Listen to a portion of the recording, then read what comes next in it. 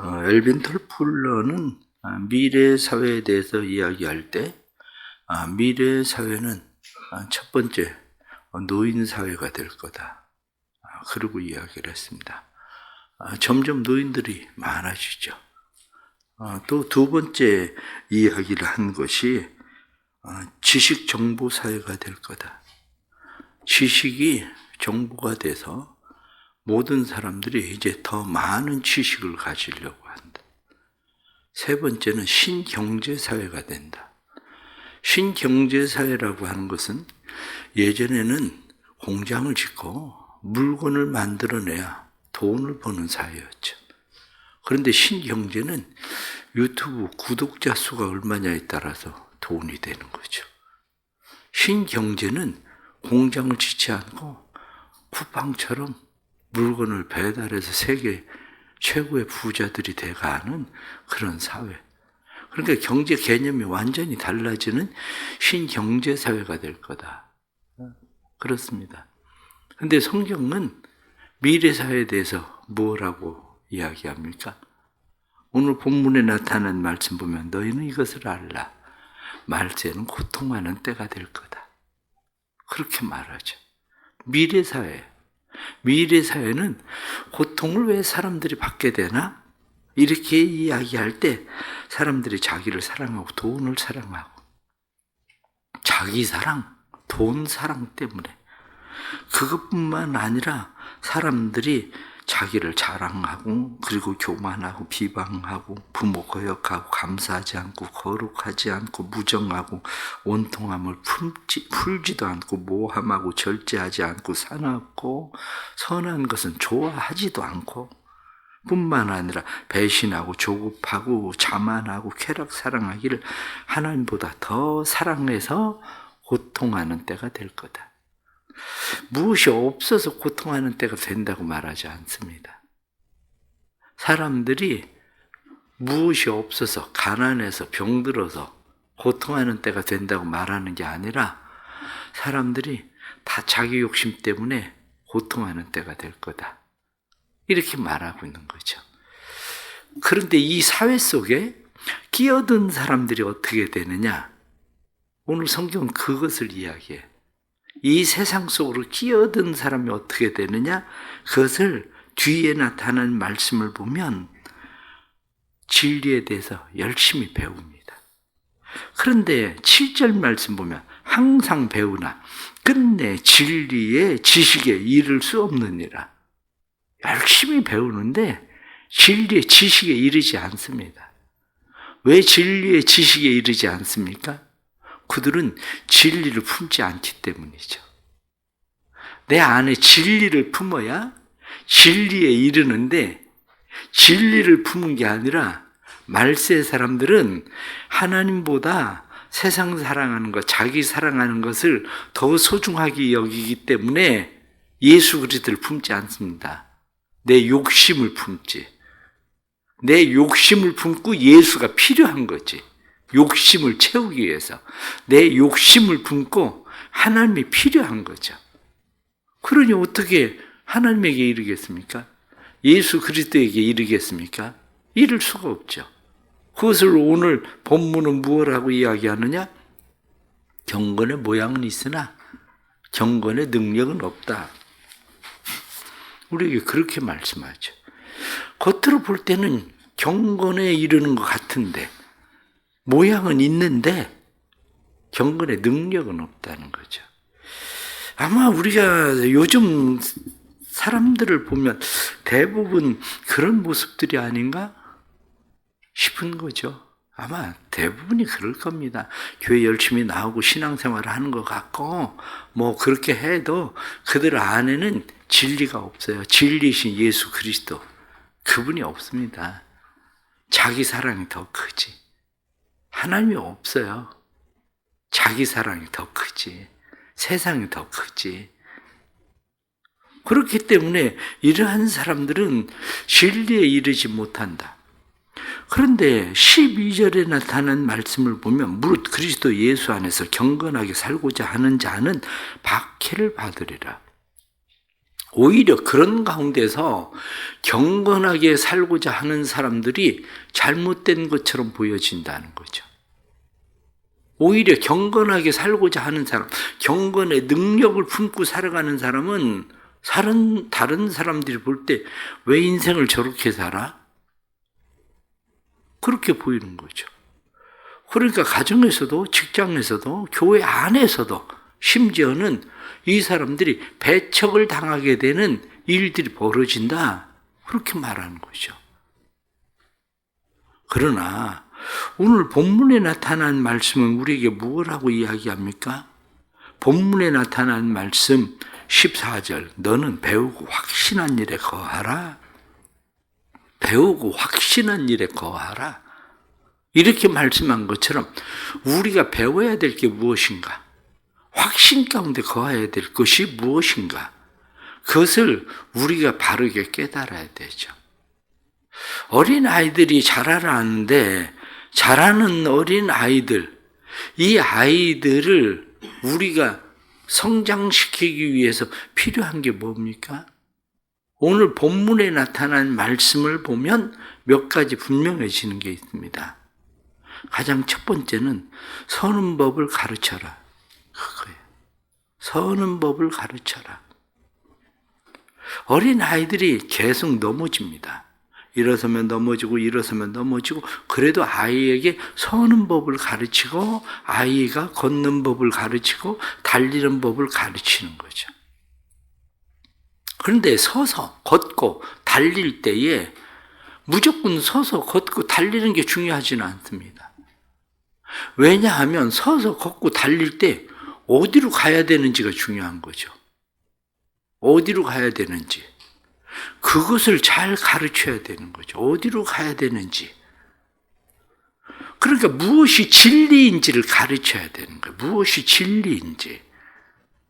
왜냐? 그래야 진리를 향해서 가죠. 세 번째는 돌아서는 법을 배우게 해야 돼요. 넘어지면 일어서는 법을 다시 가르치고 돌아서는 법을. 오늘 본문에 나타나는 말씀을 보면 우리에게 무엇라고 말씀을 합니까? 오늘 성경 본문은 우리에게 너희가 그것을 어렸을 때부터 무엇으로부터 배우느냐? 성경을 알았나니 15절 말씀에 성경을 알았다. 그것이 너희로 하여금 구원에 이르게 하는 하나님의 은혜다. 이렇게 말씀하고 있는 거죠. 말씀에 나타나는 것은 하나님의 말씀을 너희가 잘 배워야 된다.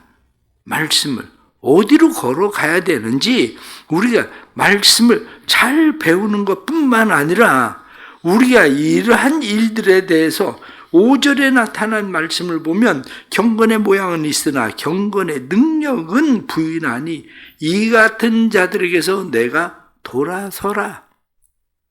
돌아서는 법을 배워야 돼. 잘못된 길로 갈 수 있습니다. 그런데 잘못된 길로 갔을 때에 이게 잘못된 거구나.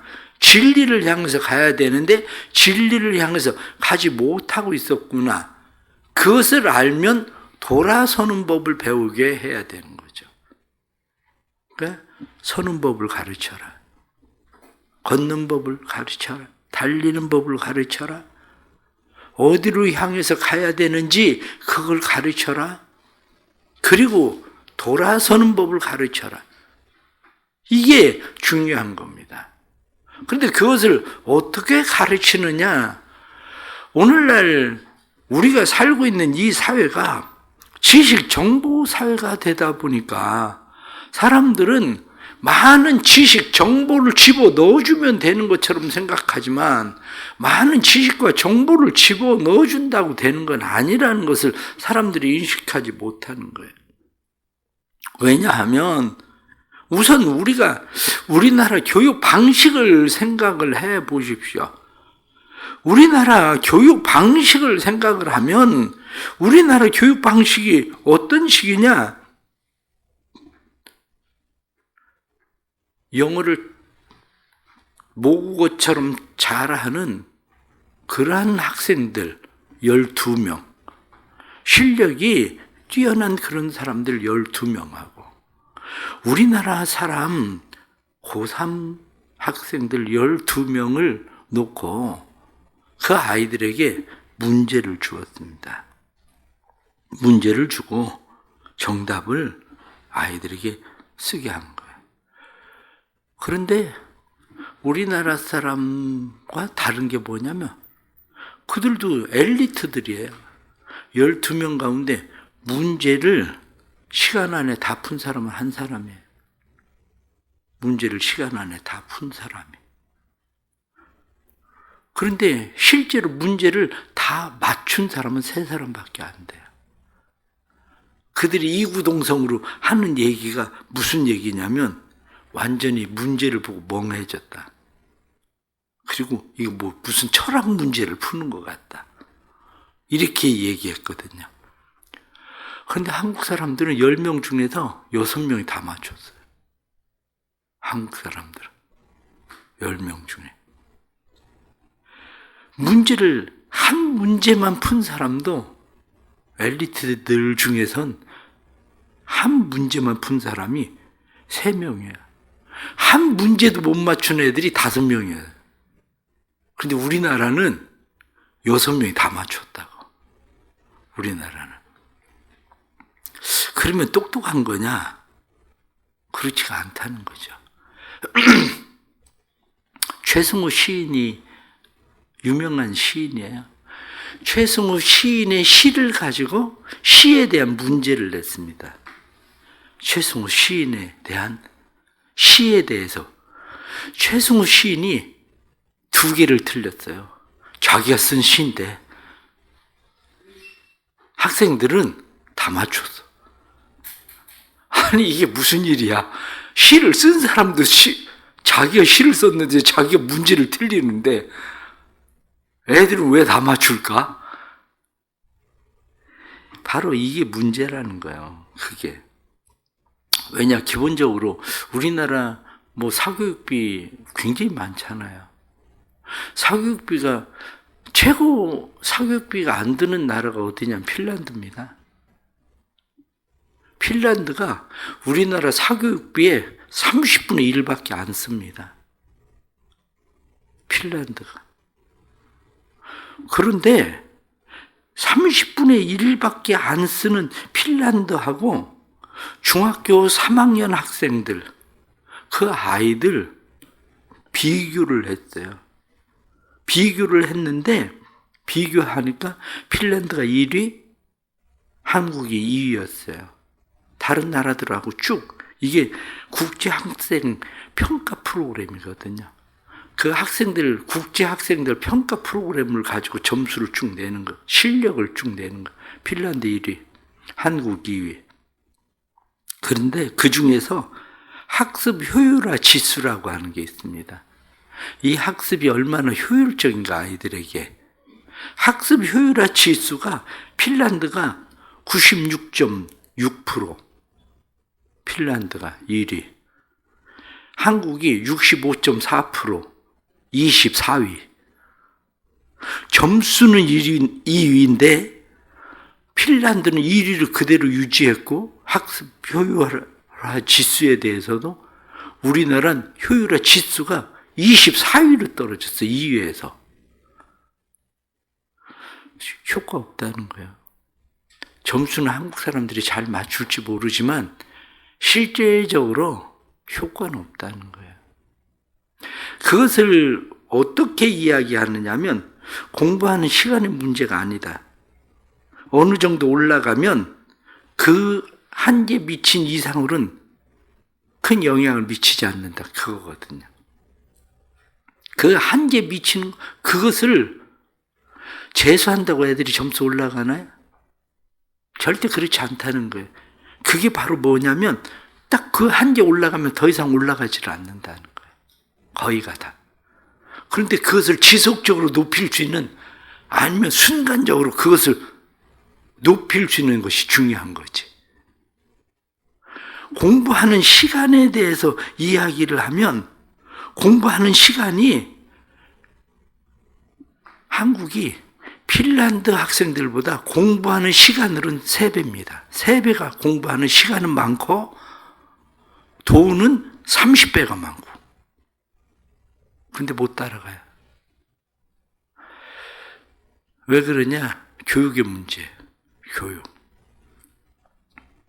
우리가 오늘 성경 본문에 나타난 말씀의 교육이라고 하는 게 뭐냐?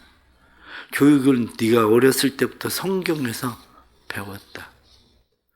요즘 청문회 하는 것을 보면서 참 마음이 아픕니다. 청문회 하면서 보면서 마음이 아픈 것 중에 하나가 뭐냐면, 청문회 인권위원장 청문회 할 때 혹시 보셨어요? 그 이상한 질문하는 애들이 누군지 아세요? 국회의원을 제가 애들이라고 그래서 미안하긴 한데 그 애들이 목사 아들이라는 거 아세요? 한마디로 그 애들이 신앙인들이라는 거 아세요? 왜 그럴까? 바로 그 문제예요.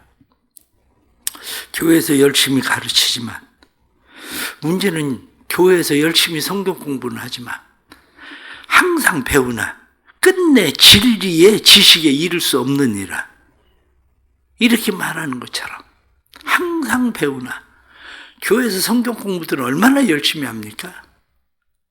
근데 진리의 지식은 이르지 않아요.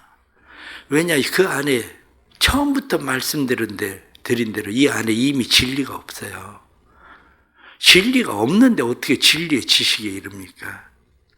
진리 자체가 없는데. 욕심을 위해서, 세상 사랑하기 위해서 하나님이 필요하고 예수가 필요한데 어떻게 진리에 이릅니까?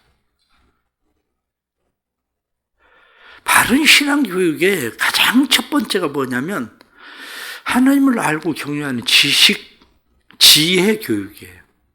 하나님을 경외함이 지혜와 지식의 근본이다, 그렇게 말씀한 것처럼 성경이 무엇을 우리에게 말씀합니까? 성경이 말씀하고 있는 가장 첫 번째는 하나님을 경외함이 지혜와 지식의 근본이다, 그거거든요.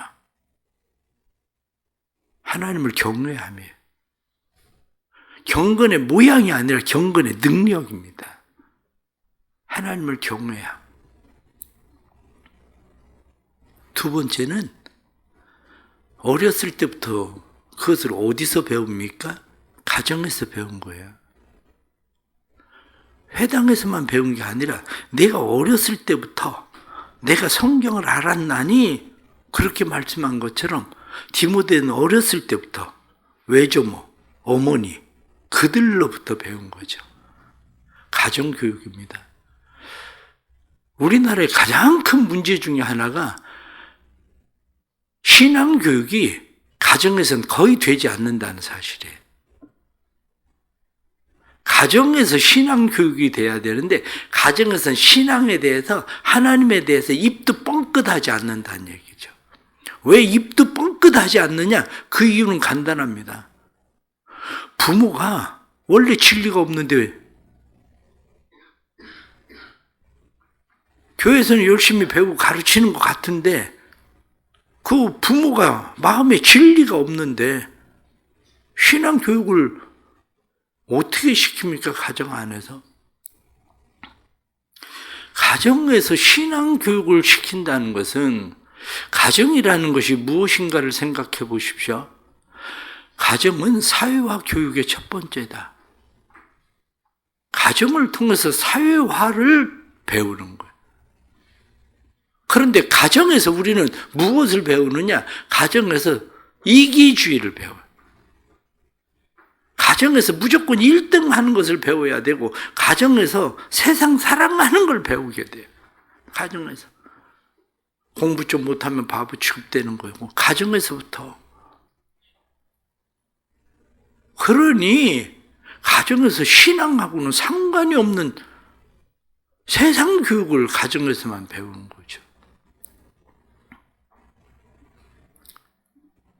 세 번째는 감사교육입니다. 이스라엘 백성들이 철저하게 절기를 교육시키는 이유가 뭡니까? 일주일에 한 번은 안식일을 지키죠. 그들이 한 달에 한 번씩 월삭을 지키죠. 그리고 6월절부터 시작해서 그들은 모든 절기들을 지켜요. 모든 절기의 특징의 핵심은 뭐냐면 감사입니다. 절기의 특징의 핵심이 뭐냐면 항상 하나님께로 돌아오게 하는 거예요. 일주일에 한 번씩 하나님께로 다시 돌아오게 하는 거. 한 달에 한 번씩 다시 하나님께 돌아오게 하는 거. 6월절에 다시 하나님을 기억하고 돌아오게 하는 거. 맥주절에 다시 하나님을 기억하고 돌아오게 하는 거. 추수감사절에 다시 하나님을 기억하고 돌아오게 하는 거. 이게 다 뭐냐? 나팔절에 다시 하나님을 기억하고 돌아오게 하는 거. 대속죄일에 다시 하나님을 기억하고 돌아오게 하는 거. 이게 다 감사예요. 하나님의 은혜입니다. 감사합니다. 그래서 1년에 돌아가는 그 일들이 다 뭐냐면 감사. 심지어는 7년에 한 번씩 다시 하나님 앞에 돌아오는 안식년. 50년에 다시 하나님 앞에 돌아오게 하는 일생의 대부분 옛날에 우리나라도 한갑. 그러면은 그때는 웬만하면 죽은 사람이 다 죽으니까 한갑을 지냈잖아요. 50년이면 그들이 사람들이 삶을 점점 맞춰가니까 마지막 인생의 때가 돌아오면 다시 하나님 앞에 돌아오게 하는 거. 그게 신년이고 50년. 평생을 하나님 앞에 다시 돌아오게 하는 거예요. 마지막 하나 더 얘기하면 징계교육입니다. 철저하게 징계합니다. 어렸을 때부터. 2살까지는 아이들에게 배우고 가르쳐야 되는 것은 2살까지는 사랑이에요. 그러면서 2살까지는 사랑과 함께 하는 것이 뭐냐면 본능을 꺾는 거예요. 2살까지는 아이들은 본능으로 살게 된다는 거예요. 그런데 본능을 꺾는 거, 그것과 함께 해야 되는 것이 사랑이에요. 2살 때까지 본능을 못 꺾으면 그 아이는 평생 본능으로 살아간다는 거예요. 2살까지 아이가 참아야 되고, 2살까지 아이가 기다려야 되고, 2살까지 아이가 내 것 같지만 줘야 되고, 2살 때까지 본능을 꺾는 걸 가르쳐야 된다는 거예요. 그런데 우리는 늘 모든 게 징계라는 게 없어요.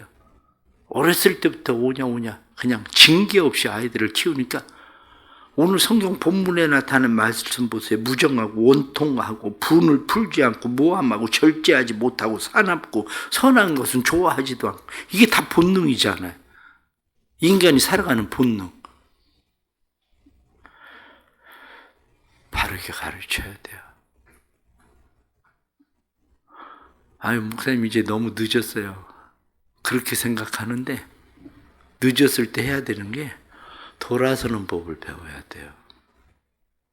돌아서라. 경건의 모양은 있으나 경건의 능력을 없는 자들에게서 돌아서라. 세상으로부터 돌아서라. 돌아서는 법을 배워야 돼요. 창피하다고 생각할 일이 아니라 다시 돌아서야 되는구나. 돌아서는 법. 오늘 주시는 이런 말씀들을 보면서 우리 자신에 대해서도 나는 잘 서 있나? 내가 가야 될 길로 바로 가고 있나? 내가 돌아서야 될 때인가? 우리를 다시 잘 살필 수 있는 그런 은혜가 있기를 바랍니다. 기도하겠습니다. 하나님 아버지, 살아가면서 우리의 삶이 늘 하나님 안에 있는지 다시 생각합니다.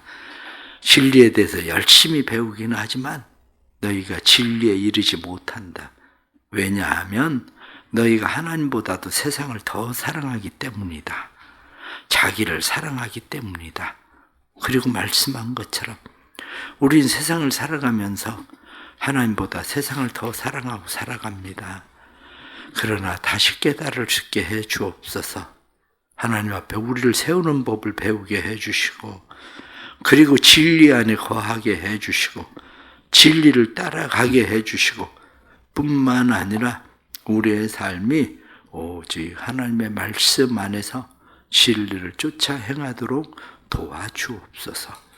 잘못된 길로 갔을 때에 돌아서는 법을 배우게 해주시고 오직 하나님 앞에 다시 돌아서고 이스라엘 백성들이 절기를 통해서 하나님 앞에 돌아서는 법을 배우던 것처럼 우리도 하나님 앞에 돌아서는 법을 배우게 해 주옵소서.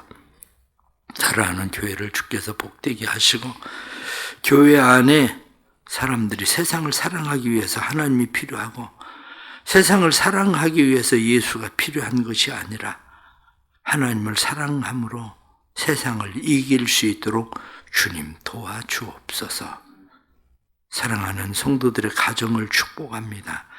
가정의 자녀들이 믿음의 자녀 되게 해주시고 가정의 자녀들이 믿음의 성숙함으로 자라게 해주셔서 세상 속에 그리스도의 사람들이 있음을 보게 하는 자녀들 되게 하여 주옵소서. 오는 주일은 권사원 신예배에 하나님 은혜를 베풀어 주시고 하나님께서 맡겨주신 귀한 사명, 책임 잘 감당하는 자들 되게 하셔서 하나님 앞에 착하고 충성된 종이라 인정받을 수 있도록 도와주시고 사랑하는 성도들, 권사님들의 가정이 진리의 말씀 위에 든든히 세워져 디모데가 어렸을 때 외조모와 그리고 어머니에게로부터 성경을 배우던 것처럼 우리도 사랑하는 자녀들에게, 손자녀들에게 그렇게 잘 가르칠 수 있는 할머니들이 될 수 있도록, 어머니가 될 수 있도록 은혜를 더하여 주옵소서. 오늘 하루도 주님의 손에 우리의 삶을 맡깁니다. 주님 동행해 주시고 힘 주시고 특별히 마음 가운데 두려움과 근심과 걱정과 염려가 있는 사람들 하나님 믿고 의지할 때 참된 평안과 안식으로 채워 주옵소서. 예수 그리스도의 이름 받들어 기도드리옵나이다. 아멘.